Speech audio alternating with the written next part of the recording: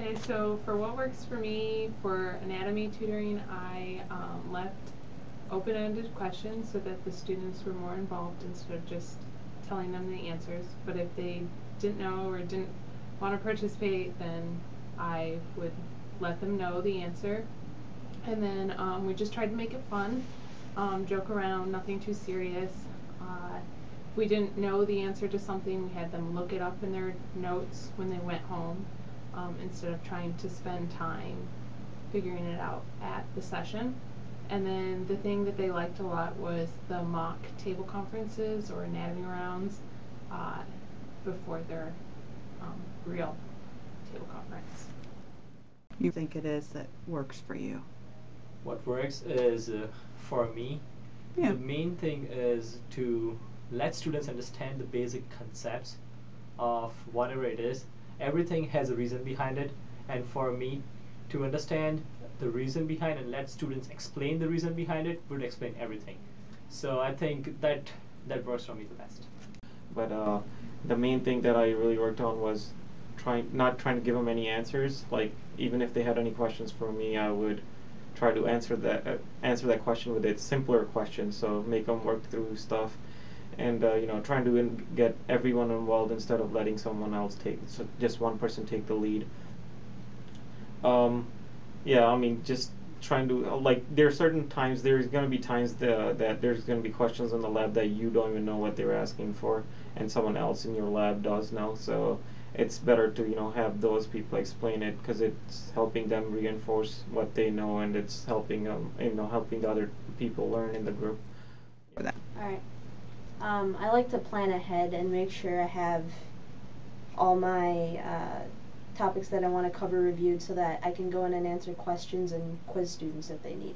I actually found that like practice tests really help, because I think more than anything the students are looking for like how you experience the class, because I mean, they're going to get the information from the lecture or whatever, but from my experience, a lot of the questions that I ask aren't necessarily the content, but more how does this professor ask questions, or what can I expect from this professor, because that's what they're looking for.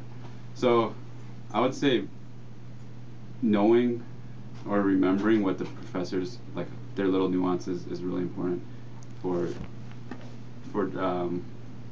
tutoring, and also making questions that are reflective of those nuances. So what worked for me is I kind of did two different approaches for biochem versus neuroscience. And biochem was more of I kind of just sat down with the notes. There was a lot more route memorization, so I just sat down with the notes and I went, okay, here's what was important on the test, this, and I just go slide by slide. And it was okay, but students kind of get tired of that after a while, and so I really revamped it for neurosci.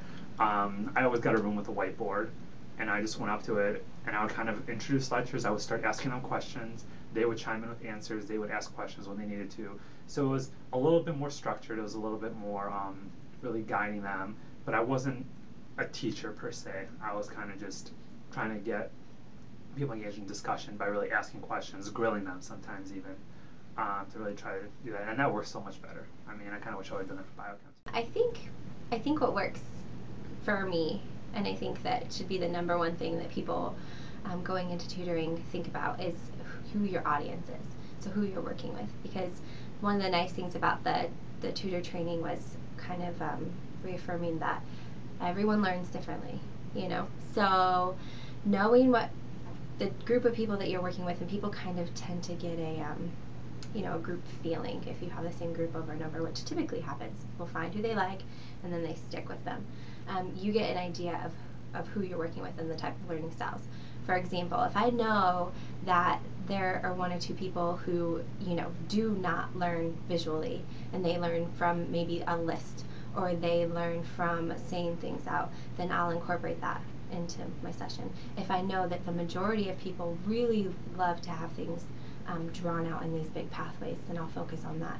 So, biochem was different than neuro, and the groups that I had, but seeing that, and I think focusing on that is the number one thing. Finding out how people learn. Carry on my wayward son. There'll be peace when you are done. Lay your weary head to rest. Don't you cry.